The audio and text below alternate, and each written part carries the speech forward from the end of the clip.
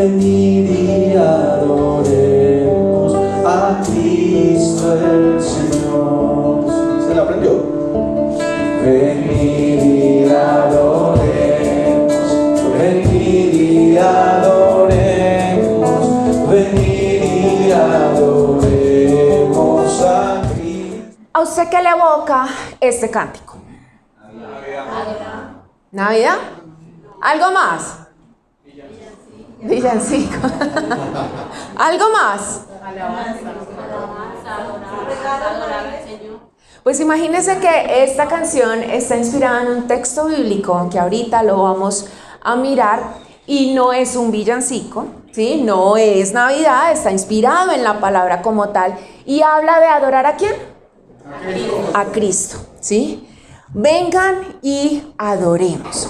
Y ese es un tema bien especial en el ser humano, la adoración. Porque a cada uno de nosotros nos toca, desde los más pequeños hasta los más grandes. Y ojo que esto no es una intro a Navidad, no, pareciera. Pero eso tiene que ver con nuestra vida, desde el momento en que nacemos hasta nuestro último suspiro.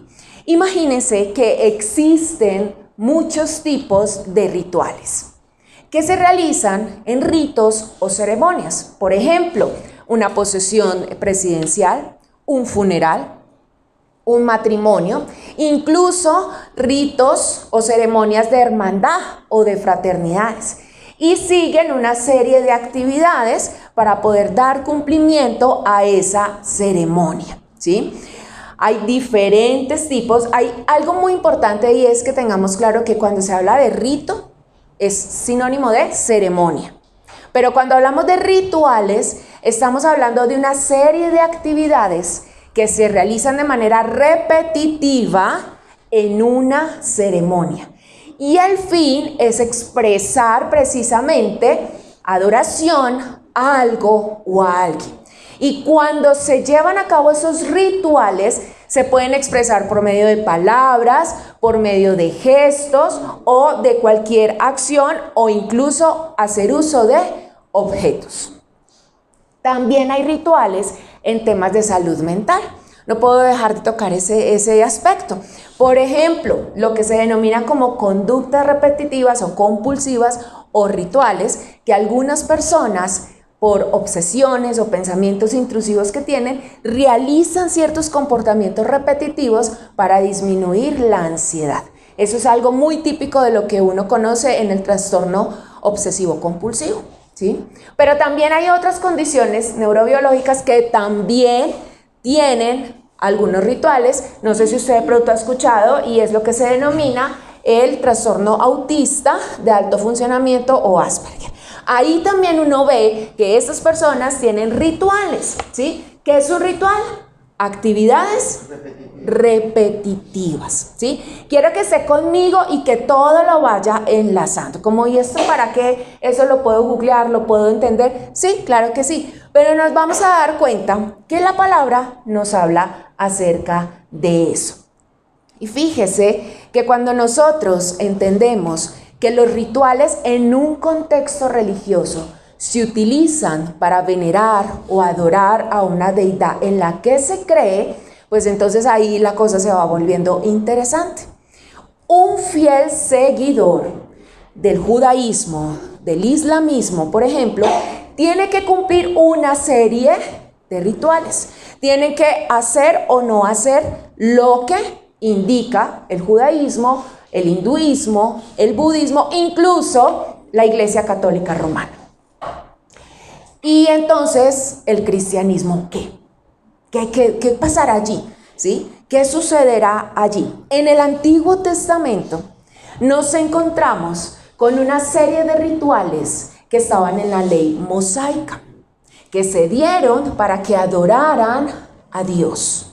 Una serie de rituales que estaban enmarcadas en diferentes ritos, por ejemplo, ritos ceremoniales o de purificación. Pero aquí hay algo importante, y es que esos rituales no se dieron con el objetivo de que permanecieran para siempre, sino que eran por un tiempo. ¿Sabe por qué? Estaban en la ley mosaica. ¿Saben por qué por un tiempo? Porque luego la ley vino a cumplirse ¿en quién? En Cristo. ¿Sí me cogió eso? En el Antiguo Testamento había rituales que Dios había dado para que le adoraran, pero el objetivo no era que fueran permanentes, es decir, tenían un límite, se iban a acabar. ¿Por qué? Porque la ley se cumplió en Cristo. Acompáñame por favor, si usted tiene su Biblia, ábrala, busca el texto, así aquí esté al frente, subraye, anote, Hebreos capítulo 9, versículos del 9 al 10 dice, está hablando, el título de este capítulo 9 es el culto en el tabernáculo terrenal y está explicando cómo es.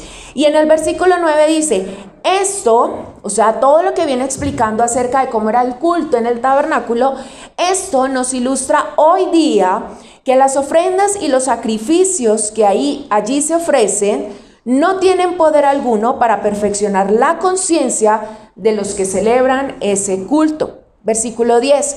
No se trata más que de reglas externas relacionadas con alimentos, bebidas y diversas ceremonias de purificación, válidas solo hasta el tiempo señalado para reformarlo todo. ¿Cuál era ese tiempo señalado? ¿Cuál era ese tiempo señalado? La venida de Cristo, ¿sí? Miren lo que la palabra nos está diciendo. ¡Ey, ojo! Porque eso no era para siempre, ¿sí? No era para siempre. En el Nuevo Testamento nos encontramos con que no hay nada que obligue a seguir rituales. En el Nuevo Testamento no hay nada que obligue a seguir rituales, exceptuando dos ordenanzas que se deben cumplir y las dijo Jesús. ¿Cuáles eran? La cena en memoria de mí. ¿Recuerdan cuando dijo Jesús? Recordarán en memoria de mí, y el bautismo, ¿sí? Y es cuando el Señor dice, vayan y hagan discípulos y bautícenlos, ¿sí? De hecho, el bautizo es esa expresión de yo soy un seguidor de Cristo. Esa es la expresión de ser un cristiano, ¿sí? Porque yo soy cristiano porque asisto a una reunión. Yo soy cristiano porque leo la Biblia. No. Yo soy cristiano porque evidencio en mi vida la obra de Cristo. Y el bautismo es esa expresión externa de esa decisión que yo he tomado. Pero aún así, esas dos ordenanzas, el bautismo y la Santa Cena, aún así, la Biblia no me dice cómo deben ser. Es decir, no dice que sea en el río, que sea en un charco, que sea en una quebrada, no. Y la cena no dice cada cuánto tienen que hacerlo, si todos los domingos o todos los sábados, o qué pan, o qué bebida, no dice nada de eso. Da libertad a la iglesia para hacerlo, obviamente, con decencia y en orden, ¿sí? ¿Va conmigo? Hoy día las iglesias siguen rituales. ¿Usted cree? ¿Qué es un ritual? Una serie de actividades repetitivas, ¿sí? Y entonces sabemos que a las 10:40 empieza el devocional y luego a las 11 empieza a orar, luego viene el tiempo de cantar, luego vienen los anuncios, nos saludamos y luego la prédica. Eso es un ritual, ¿sí? Porque ya viene una serie de actividades que se repiten, ¿sí? Entonces, normalmente la palabra ritual a veces se relaciona con todo lo que tiene que ver con brujería o aspectos ocultos. Pero miren lo importante uno de mínimamente conocer el significado de las palabras, ¿sí? Aquí hacemos un ritual. La pregunta es, ¿son malos los rituales? ¿Qué pasa con los rituales? Si en el Antiguo Testamento habían una cantidad de rituales, pero no iban a ser para siempre, y luego en el Nuevo Testamento nos damos cuenta que ya Jesús no nos está hablando de rituales, entonces, ¿qué pasa hoy día? Los rituales no son malos, pero cuando un ritual tergiversa, desenfoca o reemplaza mi relación con Dios, sí. Recuerde que un ritual pueden ser acciones, palabras, gestos o el uso de diferentes objetos. Y ante esto, ante tener un ritual hueco, vacío, pues el Señor habló, ¿sí? Recuerde que somos una iglesia cristocéntrica, bibliocéntrica. Y no es lo que yo opino, lo que yo pienso, lo que yo creo, sino que me dice la palabra, ¿sí? Por eso, aquí una acotación, por eso le encuentro hombres y mujeres. ¿Usted leyó qué decía? Él y ella preguntan, ¿pero quién responde? La palabra, la escritura. ¿Por qué? Porque somos muy dados a yo creo, yo pienso, o por mi experiencia, ¿sí? Entonces considero que es o no es.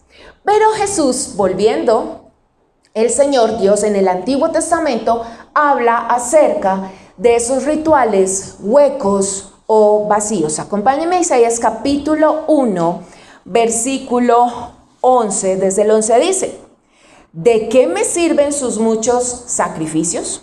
Dice el Señor. Harto estoy de holocaustos de carneros y de la grasa de animales engordados. La sangre de toros, corderos y cabras no me complace. Versículo 12. ¿Por qué vienen a presentarse ante mí? ¿Quién les mandó traer animales para que pisotearan mis atrios? No me sigan trayendo vanas ofrendas. El incienso es para mí una abominación. Luna nueva, día de reposo, asambleas convocadas, no soporto que con su adoración me ofenda. Yo aborrezco sus lunas nuevas y festividades. Se me han vuelto, ¿qué? Una carga que estoy cansado de soportar. Imagínense a Dios diciendo esto. Sí, o sea, es una cosa fuerte. Versículo 15. Cuando levantan sus manos, yo aparto de ustedes mis ojos. Aunque multipliquen sus oraciones, no las escucharé, pues tienen las manos llenas de sangre. Lávense, límpiense, aparten de mi vista sus obras malvadas, dejen de hacer el mal. Y versículo 17, aprendan a hacer el bien, busquen la justicia y reprendan al opresor. Aboguen por el huérfano y defiendan a la viuda. Fuerte, ¿cierto? Ay, no, pero eso fue para el pueblo. ¿Y será que no aplica para el día de hoy? Además, Amós, el libro de Amós, capítulo 5, versículo 21, como que le refuerza un poquito, y dice: yo aborrezco sus fiestas religiosas, no me agradan sus cultos solemnes. Aunque me traigan holocaustos y ofrendas de cereal, no las aceptaré, ni prestaré atención a los sacrificios de comunión de novillos cebados. 23. Aleja de mí el bullicio de tus canciones. No quiero oír la música de tus cítaras, pero que fluya el derecho como las aguas y la justicia como arroyo inagotable. En otras palabras, el Señor está diciendo: ¿para qué sacrificios? ¿Para qué ofrendas? ¿Para qué me cantan bonito? ¿Para qué levantan las manos si se rebelan contra mí? Si van a hacer lo que a ustedes se les da la gana. Si yo les estoy hablando, pero ustedes quieren moverse como ustedes desean. ¿Para qué hacen todo eso? ¿Para qué ponen un lugar espectacular, brillante, con luces, wow, si su corazón está en otro cuento? Eso es lo que está diciendo el Señor. ¿Para qué dicen que me adoran si siguen su propia sabiduría? ¿Sabe por qué? Porque es que los rituales de lo que nos está hablando en la palabra son hechos por ¿quiénes? ¿Y los hombres somos qué? Falibles, pecadores. Y en muchas ocasiones se instauran rituales que no son bíblicos, sino que generan cargas, sino que se ha venido haciendo y haciendo y haciendo, entonces sencillamente los repetimos. ¿Y mi pueblo pereció por qué? Rituales. Muchos rituales son o se vuelven huecos, vacíos, con vanas palabrerías, con repeticiones.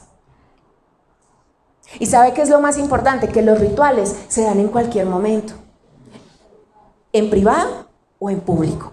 Cuando oro, cuando canto, cuando estoy leyendo las escrituras, o sea, cuando el asunto se automatiza, caos, se perdió todo. Y chuleo, ya cumplí, ya oré, ya di gracias, pero no me doy cuenta que simplemente estoy, ¿qué? Siguiendo una serie de actividades repetitivas, pero huecas, vacías. Y eso no agrada al Señor. Y Jesús lo recuerda nuevamente en el Nuevo Testamento. Jesús normalmente se encontraba en conflicto con ciertos personajes que nos habla la palabra en el Nuevo Testamento. Grupos judíos, religiosos y políticos con los cuales Jesús entraba en conflicto, no porque Jesús se pusiera a buscar pelea, sino porque estos personajes siempre estaban donde estaba Jesús. Eran ellos los que siempre estaban mirando, los que siempre estaban observando para criticar, para juzgar, para señalar. Y son nuestros queridos maestros de la ley, fariseos, saduceos. ¿Se ha escuchado de ellos acerca en la palabra? Ellos conformaban esa clase gobernante, ¿sí?, del pueblo judío de Israel. Los fariseos y los saduceos, esos eran sus nombres, eran sectas religiosas. Y entre ellos dos no había mucha relación. ¿Por qué? Porque ambos tenían una interpretación diferente de las escrituras. Y tenían una clase social también diferente. Pero recuerde, siempre estaban donde estaba ¿quién? Jesús. Siempre estaban viendo, siempre estaban escuchando. El Sanedrín era compuesto por fariseos y saduceos, pero la mayor parte de ellos eran saduceos, eran los que ocupaban los mejores puestos. Y ya les voy a contar, porque esto es parte de historia, para que conozcamos cuáles son esas diferencias entre los fariseos y saduceos. No es que sobre, es importante. Mire, los fariseos aplicaban la ley tal cual, pero además le daban mucha importancia a la tradición oral. Es decir, a lo que un día Walter dijo que se debía hacer y se empezó a repetir, para ellos era igual que la palabra de Dios. Mientras que los saduceos sí aplicaban literal lo que decía la Torá. Y si algo decían que no estaba allí, ellos no lo aplicaban. Pero los fariseos sí. Los fariseos seguían también lo que era y le daban la misma autoridad a la tradición oral que a lo que decían las escrituras. Los fariseos creían en la resurrección de los muertos. Los saduceos no. Para los saduceos el alma moría y punto, hasta ahí llegó. Los fariseos creían en ese mundo espiritual. Ellos creían en demonios y ángeles. Los saduceos no. Para los saduceos el mundo espiritual invisible no existía. Nada que ver. Los saduceos eran de una clase económica más alta. Los saduceos eran elitistas, eran personas ricas, eran personas que tenían puestos de poder alto. Por eso en el Sanedrín eran los que más ocupaban cargos, mientras que los fariseos eran más del pueblo, de la clase trabajadora. Por eso el pueblo los respetaba tanto. Y si bien los saduceos, que eran los bien, ocupaban más puestos en el Sanedrín, tenía más peso la voz de los fariseos. ¿Por qué? Porque el pueblo los apoyaba, porque ellos estaban con el pueblo. En ese orden de idea, los fariseos controlaban las sinagogas, pero los saduceos estaban ¿en dónde? En el templo de Jerusalén. ¿Sí? Miren la diferencia que hay entre ellos, no se encontraban en ninguna. Los saduceos eran más amigos de los romanos. Los fariseos, todo lo contrario. Ellos se resistían a los romanos. Muchas diferencias, ¿cierto? ¿Saben dónde se encontraron fariseos y saduceos? Se unieron para conspirar en contra de Cristo. Fue el único momento en donde los dos grupos dijeron, aquí hay que hacer algo. Y vamos en contra de él. Imagínense que después de la destrucción del templo de Jerusalén desaparecieron los saduceos. Pero permanecieron ¿quiénes? Los fariseos. Y ellos son los que sentaron las bases del judaísmo rabínico hoy día. Vamos entendiendo un poquito por qué los judíos rabínicos ortodoxos son tan fuertes y por qué lo que no está en la Torá no existe, pero también se le añade tradición oral. Bueno, ¿y esto como para qué? Porque aparte de que ellos dos se unieron para conspirar y atacar a Cristo, tenían características en común. Y yo quiero que usted vaya haciendo aquí el checklist personal en silencio, no hay necesidad de que lo hagamos públicamente. Y es que estos personajes, número uno, confiaban en sí mismos. Tenían un alto concepto de sí mismos. Consideraban que eran los que tenían la verdad. Y eso hacía que menospreciaran a otras personas. Señalaban a quien no cumplían la ley. Por eso les encantaba estar cerca de Jesús. Y constantemente estaban mirando qué rituales no cumplían ellos. Y entonces Jesús, pero ¿y tus discípulos por qué están comiendo si no se han lavado las manos? Pero ¿y ustedes por qué están cogiendo espigas en el día de reposo? Constantemente estaban señalando. Y hay algo bien importante, y es que a estos personajes les encantaba ser ¿qué? Vistos. Les encantaba que los observaran cumpliendo ¿qué? Los rituales. Y Jesús no se queda callado, ¿sí? A mí me encanta, Jesús es increíble.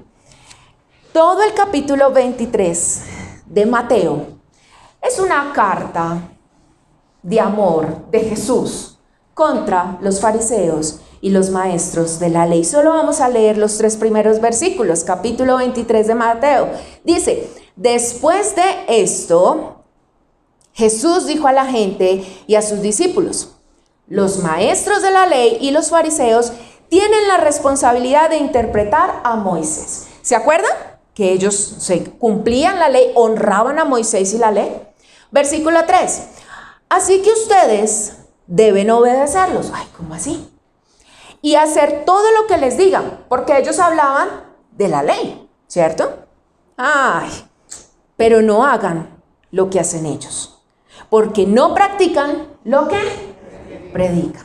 Ellos están hablando de lo que es verdad, lo que dice la ley, pero ojo, no hagan lo que hacen ellos.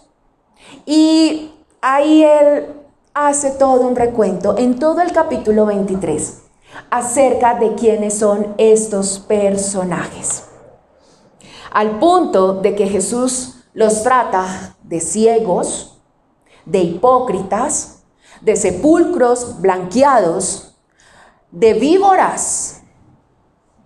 Pero a ellos les encantaba estar cerca de Jesús, siempre criticando, acusando, señalando. Porque ellos consideraban que lo hacían muy bien. Porque ellos estaban pendientes de quién no cumplía el ritual, porque ellos sí lo cumplían. A pesar de que su corazón estaba ¿qué? Lejos de Dios. Vamos a Marcos para que nos demos cuenta de un ejemplo.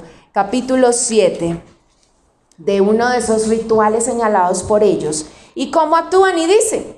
Los fariseos y algunos de los maestros de la ley que habían llegado de Jerusalén se reunieron alrededor de Jesús, eso no creo que esté en pantalla, y vieron a algunos de sus discípulos que comían con manos, con manos impuras, es decir, sin habérselas lavado. Versículo 3. En efecto, los fariseos y los demás judíos no comen nada sin primero cumplir con el rito de lavarse las manos, ya que están aferrados a la tradición de los ancianos.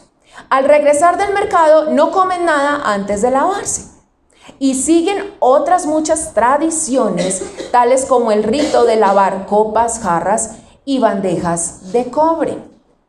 Así que los fariseos y los maestros de la ley le preguntaron a Jesús, ¡ay, terrible! ¿Y por qué no siguen tus discípulos la tradición de los ancianos en vez de comer con manos impuras? Y uno diría, ay, pues por higiene como que sí, ¿cierto? Yo le digo a Gabriela y Isabela, se lavan las manos antes de comer. Y los fariseos empiezan a señalar, porque esa era su tarea. No solo señalar, sino jactarse de que ellos lo hacían supremamente bien. Ay, pero Jesús no se queda callado y les responde ahí mismo en el versículo 6. Él les contestó: tenía razón Isaías, el profeta, cuando profetizó acerca de ustedes, hipócritas, según está escrito, este pueblo me honra con los labios, pero su corazón está lejos de mí. ¿En vano qué? Me adora. Sus enseñanzas no son más que reglas humanas. Ustedes han desechado los mandamientos divinos y se aferran a las tradiciones humanas. Versículo 9, y añadió: qué buena manera tienen ustedes de dejar a un lado los mandamientos de Dios para mantener sus propias tradiciones. ¿Usted se imagina cómo quedaron esos personajes?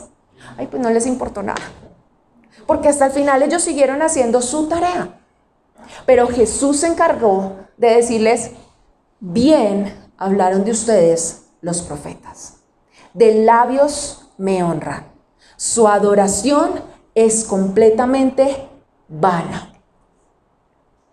Prefieren seguir la tradición humana, es decir, lo que le dijo un pecador igual que usted como pecador, a cumplir lo que dicen las Escrituras. Pero su corazón está lejos. Romanos, capítulo 2, versículos 17 al 24. Nos explica un poquito más esto. Dice: ahora bien, tú que llevas el nombre de judío. Y aquí quiero que hagamos un ejercicio. ¿Qué nombre hoy día usted y yo llevamos? ¿Un hijo de Dios? ¿Un cristiano? ¿Un simpatizante? ¿Un moral? ¿Qué nombre llevamos? Ahora bien, tú que llevas el nombre de judío u otro, que dependes de la ley y te jactas de tu relación con Dios, que conoces su voluntad y sabes discernir lo que es mejor porque eres instruido por la ley, que estás convencido de ser guía de los ciegos y luz de los que están en la oscuridad, instructor de los ignorantes, maestro de los sencillos, pues tienes en la ley la esencia misma del conocimiento y de la verdad. En fin, o sea, ustedes son una cosa maravillosa. Tú que enseñas a otros, ¿no te enseñas a ti mismo? Y empieza la confrontación de Jesús. ¡Ah! Tú que predicas contra el robo, ¿robas? Tú que dices que no se debe cometer adulterio, ¿adulteras? Tú que aborreces a los ídolos, ¿robas de sus templos? Tú que te jactas de la ley, deshonras a Dios quebrantando la ley. Así está escrito: por causa de ustedes se blasfema el nombre de Dios entre los gentiles. ¿Por causa de quién? De los que decían que conocían a Dios y cumplían la ley. Hoy día, a causa de los que dicen que son hijos de Dios, que son cristianos, que van a la iglesia, que cantan, que levantan las manos, que adoran. Para mí esto es una confrontación muy fuerte. Porque uno dice, eso eran ellos, pero ¿cuántas veces nos hemos puesto en el papel de, y eso que dice que es cristiano? Y tantos años que llevan el evangelio. Pero es que mire cómo me habla. En cambio yo. Hay un pasaje en Lucas donde el Señor también cuenta la parábola y dice, están en el templo, ¿qué? Un fariseo y un recaudador de impuestos. Y el fariseo dice, es muy linda la palabra porque dice, y empieza a hablarse a sí mismo, o sea, ni siquiera a Dios. Tú, Señor, que me escuchas, que no soy como ese recaudador de impuestos, que diezmo. ¿Qué nombre llevo? Porque dice, la palabra. ¿Qué nombre llevo? ¿Qué practico? ¿Y qué ejemplo estoy dando? ¿Qué nombre llevo? Miren, un verdadero seguidor de Cristo, un hijo de Dios, porque hay algo claro y lo dice la palabra. O soy hijo de Dios o soy hijo del diablo. Punto. Un verdadero seguidor de Cristo, un hijo de Dios, no sigue rituales o reglas huecas. Porque de nada sirve lo externo cuando yo no estoy comprendiendo realmente lo que me dice el Señor. Y es lo que dice en el Sermón del Monte. Yo no vengo a abrogar la ley, yo no vengo a quitarla, yo vengo a hacerla cumplir. Ustedes han oído, venga, yo les explico cómo es. No es sencillamente hacer y que me vean y decir y aprendérmelo. No, espere que es muy diferente. Un verdadero seguidor de Cristo no sigue reglas y rituales huecas, sino que tiene una relación de hijo. Una relación de hijo. Cuando yo conozco, amo y obedezco. No hago porque me toca, amo porque creo. Obedezco porque creo.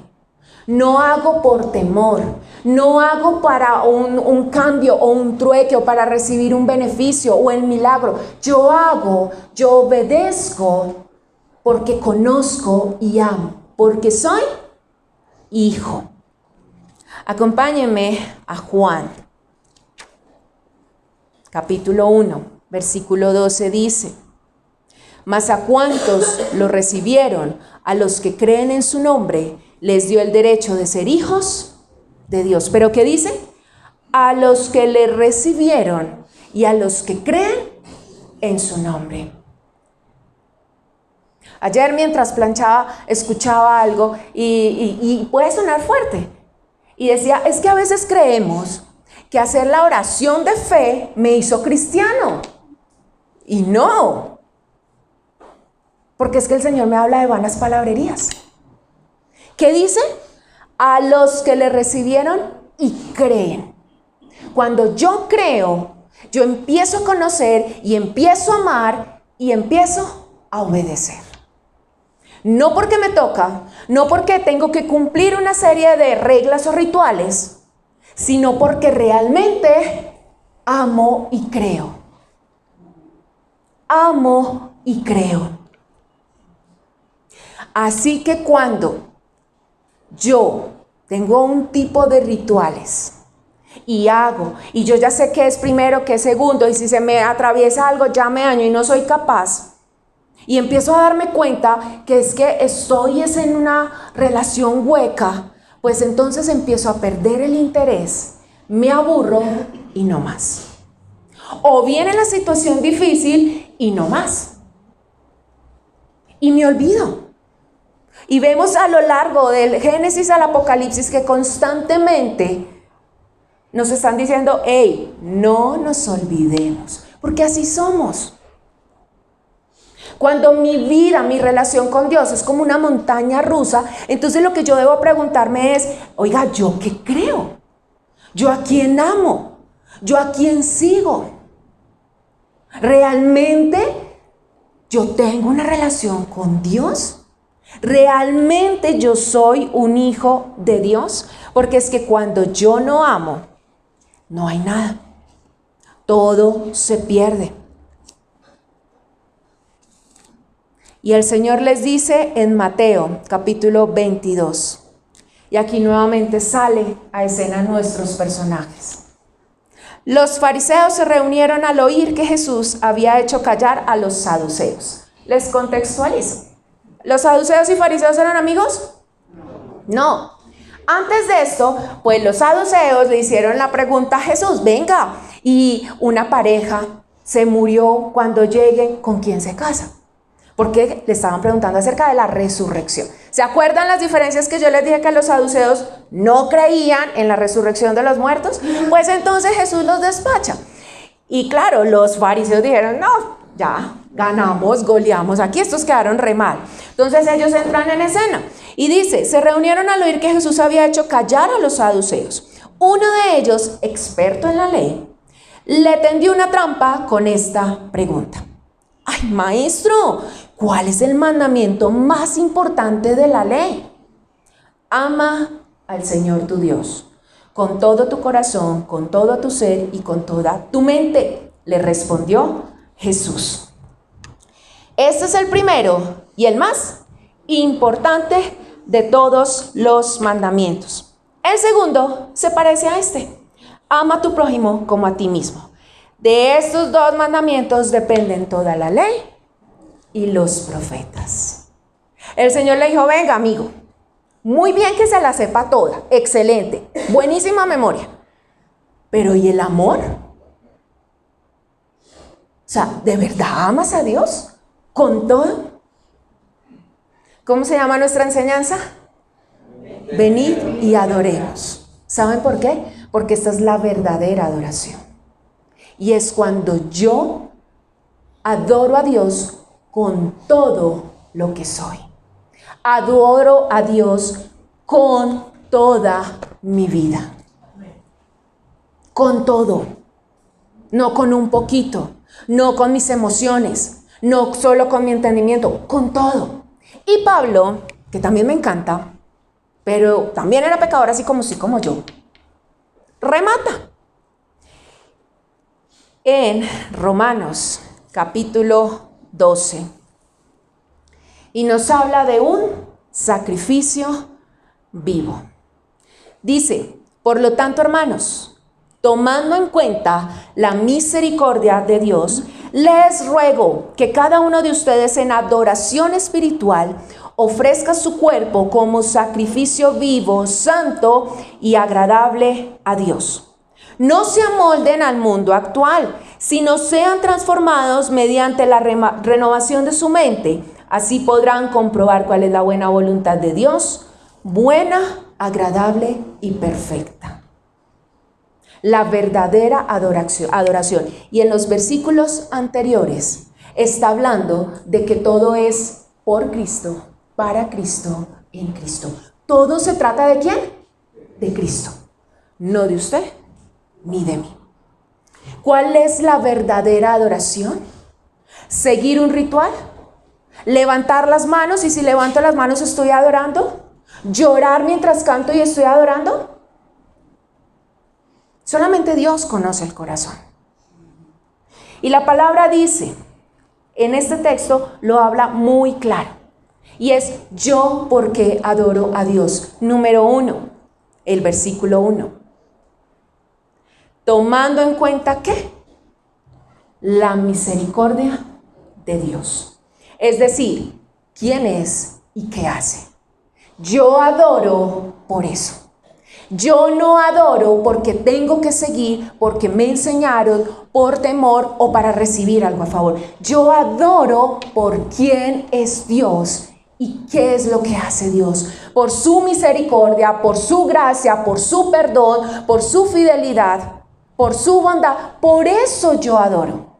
Así que aquí empezamos con la pregunta de, ¿a mí por qué se me dificulta adorar a Dios? Lo primero es que cuando yo conozco a Dios y reconozco quién es Dios, ese es mi punto de partida para adorar. Cuando yo entiendo quién es Dios, cuál es su naturaleza, el sacrificio en la cruz. Si yo no tengo eso claro, a mí se me va a dificultar orar, levantar la mano, cantar, leer, todo. Porque lo voy a estar haciendo en mi propia sabiduría, en mi entendimiento. Así que mi devoción a Dios, mi relación con Dios depende de yo poder entender quién es Dios, de conocer a Dios. Así que cuando yo comprendo, adoro y doy gracias. No se me va a dificultar porque yo sé. Es como el niño pequeñito que ama e idolatra ¿a quién? A la profesora. Y eso a uno de papá, uy, como que bueno, haga lo que le dice ella. O sea, yo hago mucho eso. ¿Sí? ¿Por qué? Porque ellos conocen a su profe, porque la profe les está enseñando, porque la profe les está mostrando cosas nuevas, porque la profe los hizo leer, porque la profe los hizo escribir y ¡wow! La profe. Así que a ellos no les cuesta decirle a los papás, vamos a comprarle un regalo a la profe. Vamos a agradecerle a la profe. Pero ¿qué pasa cuando empiezan a crecer? Se olvidan de la profe. Ya no hay regalo. Y eso es evidente en el día del profesor. ¿Quiénes salen ganadas? Las profes de preescolar y primaria. Esos salen con full regalos. Pero los de bachillerato, negriados. Porque ya no hay relación. Porque me aburrí. Porque perdí el interés. A pesar de lo que conocía del profe. También el texto nos habla de cómo es esa adoración verdadera. Número 1, todo empieza porque yo conozco a Dios y sé quién es Dios. Y cuando comprendo, adoro y doy gracias. Y como es una relación personal, cuando es uno a uno, pues entrego todo lo que soy. Y entregar todo lo que soy es ceder el control, como lo hacían en el Antiguo Testamento. ¿Usted cree que cuando ponían el animal sobre las brasas, el sacerdote le iba dando vueltica para que se asara bien de todos lados? No, lo entregaba, lo ponía sobre el altar y que se consumiera. Así debe ser nuestra relación con Dios. Eso es ser un sacrificio vivo, en donde sencillamente me entrego, cedo. Va a costar, es difícil, pero hágalo usted. Por eso dice la palabra sacrificio vivo. Todo su cuerpo, todo lo que son ustedes, santo y agradable a Dios. Y así es que la adoración tiene sentido. De lo contrario, no. Ese sacrificio sobre el altar se debía consumir. Pero hoy día nosotros solamente adoramos de un lado, pero del otro no. Un sacrificio vivo, una adoración verdadera, un ceder completamente tiene sentido cuando yo entiendo que soy todo lo que tengo que entregar a Cristo. Que no es una parte, que no es lo que yo creo hasta donde yo considero. ¿Queda claro? ¿Y cómo se logra? ¿Usted sabe cómo se logra eso? ¿Usted sabe cómo se logra eso? Pues la palabra no lo dice. Versículo 2. No sigan viviendo más como los que viven lejos de mí. No sigan haciendo más como aquellos que no hacen mi voluntad. Eso significa no se amolden a este mundo. Eso es lo que significa no se acostumbren a todo lo que están viendo. Tiene que haber una diferencia. No es con el modelo del mundo. ¿Usted sabe cuál es el modelo del mundo? 2 letras sencillas. Yo. Ese es el modelo del mundo. Yo quiero, yo siento, yo necesito. Ese es el modelo del mundo. Por eso la palabra me habla de la sabiduría humana, que es diabólica, y de la sabiduría de Dios. Y cuando la palabra me dice que debo renovar mi entendimiento, la única manera de hacerlo es por medio de la palabra, de la verdad. ¿Y quién es la verdad? Cristo. Y volvemos al principio, porque cuando yo renuevo mi mente, cuando yo entiendo qué es lo que Dios me está diciendo, qué es lo que me está enseñando y cómo debe ser esa relación de amor y no de imposición, pues entonces yo vuelvo al principio cuando dice, por la misericordia de Dios, ofrezcan su cuerpo, y así sucesivamente, y cada día. Por eso dice, las misericordias de Dios son nuevas cada día, porque cada día yo debo ofrecerme completamente a Dios. Cada día yo debo tener una adoración verdadera para que tenga sentido.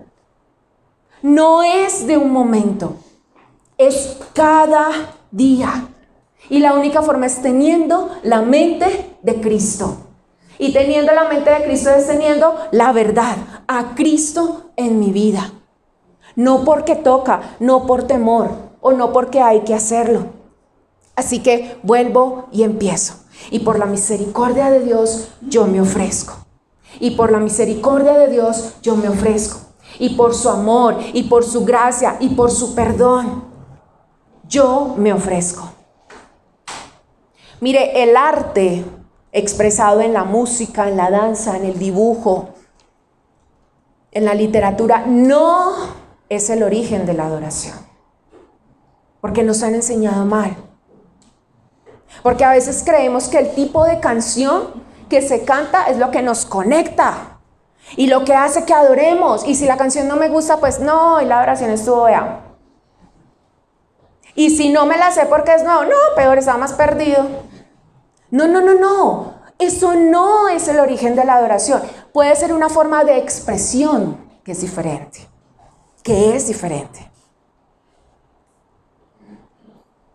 Entonces, cantemos con entendimiento. Oremos con entendimiento. Porque fácilmente nos llenamos de vanas palabrerías. ¿Sí? Y ahí es cuando cantamos por cantar y no nos damos cuenta que estamos cantando. Porque hay canciones cristianas, ojo, que el cristiano es ¿quién? El ser humano, no la canción. ¿Sí? Cristianas que no tienen nada de Biblia. Que es una exaltación al modelo del mundo, o sea, al yo. Y me siento, y terrible, y estoy mal. ¿Se trata de Dios o de mí? Entonces por eso la palabra dice, escudriñenlo todo.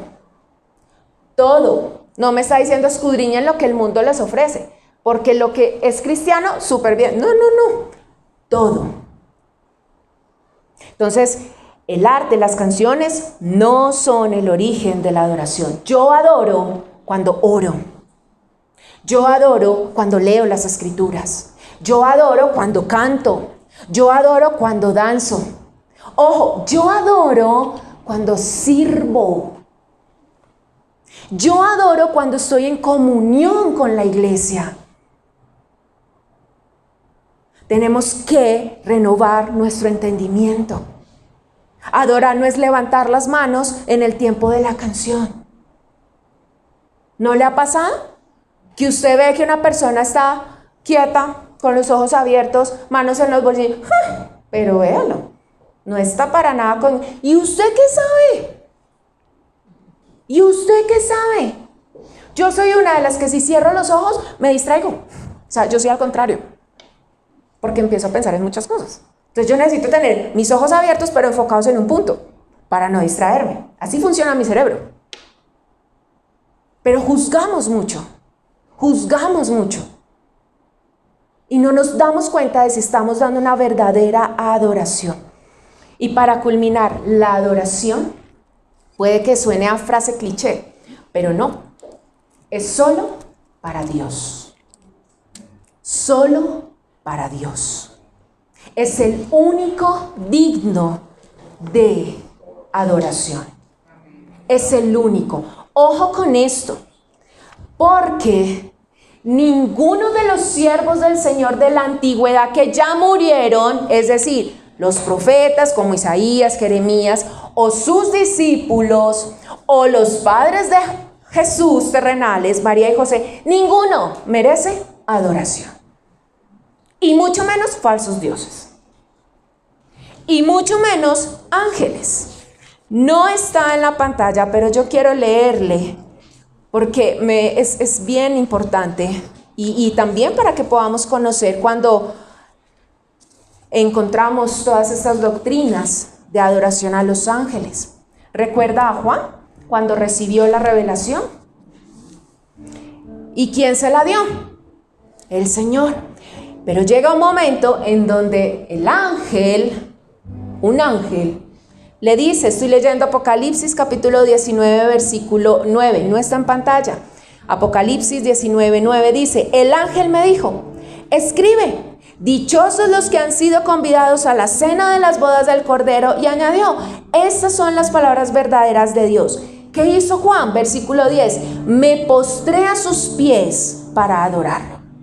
Pero él me dijo, no, cuidado, soy un siervo como tú y como tus hermanos que se mantienen fieles al testimonio de Jesús. Adora solo a Dios. Adora solo a Dios. Por eso les decía, puede parecer una frase como, ay, sí, uno ya lo ha escuchado, pero realmente nos estamos entregando en adoración a Dios. ¿Ustedes recuerdan la canción con la que empezamos?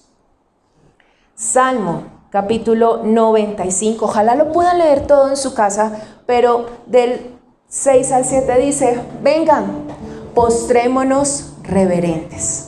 Doblemos la rodilla ante el Señor, nuestro Hacedor.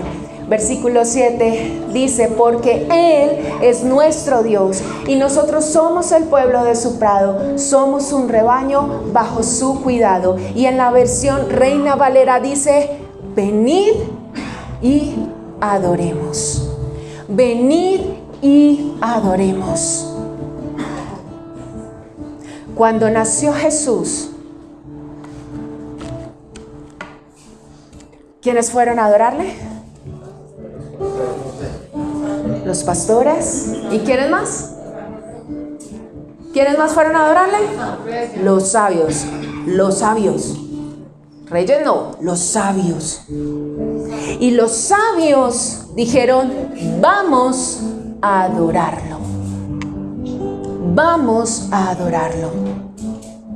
Y eso es lo que usted y yo debemos hacer. Adorar. Una vida de adoración verdadera es que seamos sacrificios vivos ante el Señor. Que nos entreguemos, que cedamos completamente. Que si estamos siguiendo un ritual, no se nos vuelva hueco. No se nos automatice. No nos acostumbremos. ¿Sabe por qué? Porque perdemos el interés y sencillamente dejamos todo a un lado. Todos los días, cada día. Así que yo le invito a que adoremos al Señor. Yo le invito a que cada día, con nuestra vida, con nuestra forma de hablar, con la forma de proceder, con nuestra forma de tratar a las personas. Claro, somos personas que pecamos, pero para eso tenemos a un abogado fiel y justo. Pero no es peca, reza y empata. O sea, debe evidenciarse un crecimiento, debe evidenciarse el fruto del Espíritu Santo en mi vida. Porque si soy así, algo está pasando. Hay un cortocircuito en mi relación con Dios, y no por Dios, sino por mí. Algo debe pasar en nuestras vidas. Algo debe suceder en nuestras vidas. Yo le invito a que se pueda poner sobre sus pies y vamos a adorar al Señor. Adoramos con nuestra vida permanentemente. Adoramos cuando oramos, adoramos cuando leemos las Escrituras, adoramos cuando cantamos, cuando danzamos, adoramos cuando servimos a mi hermano, adoramos cuando estamos en comunidad. Adorar es admirar la hermosura de la majestad de Dios. Señor, tú eres perfecto. No hay nadie como tú, Señor Jesús. Los ángeles te dicen santo, santo, santo. Y nosotros te adoramos, Señor, y te decimos santo, santo, santo. Hoy venimos delante de ti, Espíritu Santo, y te pedimos perdón, Señor. Te pedimos perdón por haber utilizado palabras repetidas, acciones sin sentido, por haber creído que lo estábamos haciendo bien, cuando nuestro corazón estaba lejos de ti. Pensábamos que al saber muchas cosas y ponerlas en práctica y seguir un patrón lo estábamos haciendo bien. Pero en muchas ocasiones te hemos adorado, Señor, solo de labios. pero nuestra vida lejana de ti, Señor. Hoy, como lo recordaba Pablo, queremos ser sacrificios vivos. Queremos el olor fragante, porque hoy día nosotros somos la ofrenda, Señor. Hoy nos ofrecemos, Señor, a ti, Padre Santo. Cedemos a nuestros derechos y entendemos que todo se trata de ti, Señor. Porque tú eres Dios, porque tú eres creador, porque tú eres nuestro Padre, porque eres un Dios misericordioso, pero también un justo juez, que no nos está señalando y condenando constantemente, sino que nos está diciendo: arrepiéntete de tus pecados y haz mi voluntad. Señor Jesús, gracias por tu misericordia que se renueva cada mañana. Gracias porque tus misericordias son de eternidad a eternidad, Jesús. Gracias, Padre. Gracias porque así como muchos lo hicieron, Señor, en la antigüedad, y se postraron y adoraron, hoy, Señor, venimos todos como iglesia, como cuerpo, a adorarte, Jesús. Hoy venimos a ceder nuestra vida, a entregarte todo, Señor, entendiendo que solo tú eres quien nos da entendimiento para poder conocer, Señor. Te amamos, Espíritu Santo de Dios. Tú eres bueno, Señor. A ti es toda la gloria y toda la honra, Señor Jesús. Venid y adoremos, venid y adoremos a Cristo el Señor. Venid y adoremos, venid y adoremos, venid y adoremos a Cristo el Señor. Una vez más, venid y adoremos, venid y adoremos, venid y adoremos a Cristo el Señor. Venid, venid y adoremos, venid y adoremos, venid y adoremos a Cristo el Señor. Venid y adoremos, venid y adoremos, venid y adoremos a Cristo el Señor.